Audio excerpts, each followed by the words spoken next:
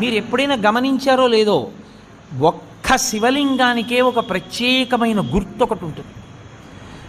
మీరు ఎప్పుడైనా చూడండి, అన్ని శివలింగాల మీద ఉండదు అలాగా. మీరు కొన్ని కొన్ని శివాలయాల్లోకి వెళ్ళినప్పుడు శివలింగం దగ్గరికి వెళితే దాని మీద కొన్ని గీతలు ఉంటాయి ఇలాగా. అది ఏమిటో తెలుసా గీత? అలా గీత ఎందుకు ఉంటుందో తెలుసా ఎవరికైనా? అలా గీత ఉంటే దాన్ని బ్రహ్మసూత్రము అని పిలుస్తారు. అలా గీత ఉంది అంటే నీ అదృష్టం పండి నువ్వు అక్కడికి వెళ్ళావని గుర్తు.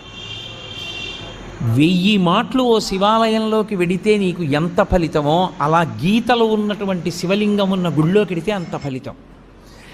విశేషమైన ఆరాధనీయమో అని గుర్తు. అలాంటి శివలింగం ఉన్న గుడిలోకి వెడితే తప్పకుండా మీరు మీ ద్రవ్యాన్నో, మీ బలాన్నో, మీ సంపత్తినో, మీ పాటనో, మీ పద్యాన్నో, మీ కష్టాన్నో అక్కడ వినియోగించాలి. శివలింగం మీద